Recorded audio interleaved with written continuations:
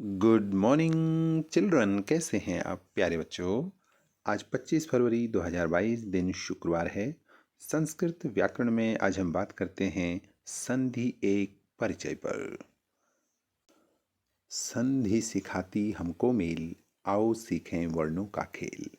स्वर व्यंजन विसर्ग इसके प्रकार, बढ़ चला इसका अपना आकार।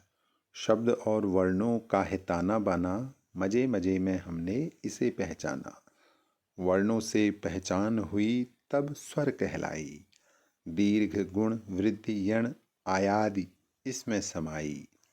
ह्रस्व दीर्घ के समान होने पर दीर्घ का रूप मिला, असमान स्वर के मेल से गुण का ये फूल खिला। औ आ बाद ए आए तो ए हो जाए, औ आ बाद ओ आए औ होकर वृद्धि कहलाए। यण में ई उ री का हुआ प्रवेश अगर, तो ई का यो, उ का वो, री का रो हुआ असर। आओ अंत में आयादि की अब बात करें। भिन्न स्वरों के मेल से इसमें अव आव का भाव भरें। संधि की परिभाषा। दो समान वर्णों के मेल से जो विकार अर्थात बदलाव उत्पन्न होता है उसे संधि कहते हैं। संधि में पहले शब्द का अंतिम वर्ण और दूसरे शब्द का प्रथम वर्ण से एक नया शब्द का निर्माण होता है। उदाहरण के लिए विद्याधन अर्थी बराबर विद्यार्थी, जगत धन नाथ बराबर जगन्नाथ, विद्याधन आलय बराबर विद्यालय। किसी शब्द को अलग अलग भागों में बांटना संधि विच्छेद कहलाता है। उदाहरण के लिए जैसे नवागत बराबर नवधन आगत। संधि के तीन प्रकार या भेद होते हैं: स्वर संधि, व्यंजन संधि और विसर्ग संधि। यदि संधि से पहले शब्द का अंतिम वर्ण स्वर हो तो स्वर संधि। यदि संधि से पहले शब्द का अंतिम वर्ण व्यंजन हो तो व्यंजन संधि। और इसके अतिरिक्त यदि संधि के पहले शब्द का अंतिम वर्ण विसर्ग हो तो उसे विसर्ग संधि कहते हैं। स्वर संधि।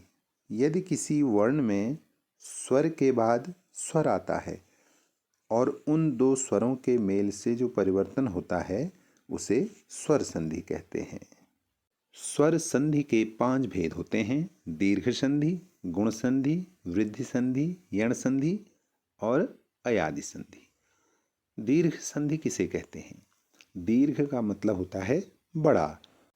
यदि किसी संधि के वर्ण में औ इ उ स्वर आए तो दोनों को मिलाकर दीर्घ आ ई उ हो जाता है। यह दीर्घ संधि की नियमावली है। गुण संधि किसे कहते हैं? यदि किसी शब्द में औ और आ के बाद ई या ई उ या ऊ और री स्वर आए तो दोनों के मिलने से क्रमशः ए ओ और अर हो जाता है।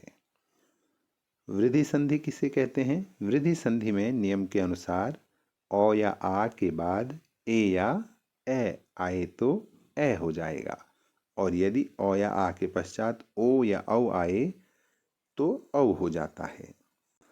यण संधि किसे कहते हैं? यदि किसी शब्द के अंतिम वर्ण में ई उ और री के बाद अलग स्वर आए तो ई और ई का य हो जाता है और उ का व हो जाता है तथा इसके अतिरिक्त री का र हो जाता है। अयादि संधि किसे कहते हैं? यदि ए ओ औ स्वरों का मेल दूसरे स्वरों से हो जाए तो ए का ए का आय और ओ का औ का आव हो जाता है। यही अयादि संधि की व्याकरण नियमावली है। आओ जाने कितना सीखा। अभ्यास प्रश्न बच्चों आपके लिए हैं। संधि किसे कहते हैं? संधि के कितने प्रकार होते हैं या भेद होते हैं? स्वर संधि के प्रकार बताइए। और आपके लिए प्रोजेक्ट वर्क है, संधि के प्रकार का एक सुंदर चार्ट बनाइए। संधियों के बारे में सायंकालीन ऑनलाइन कक्षा में विस्तार से बताया जाएगा। साथियों, अगर अभी तक आपने इस चैनल को सब्सक्राइब नहीं किया है तो प्लीज सब्सक्राइब का बटन दबाकर इसे सब्सक्राइब करें, घंटी का बटन दबाकर ऑल नोटिफिकेशंस ऑन कर दें ताकि हमारे लेटेस्ट वीडियोज आपको मिलते रहें। आपका बहुत बहुत धन्यवाद।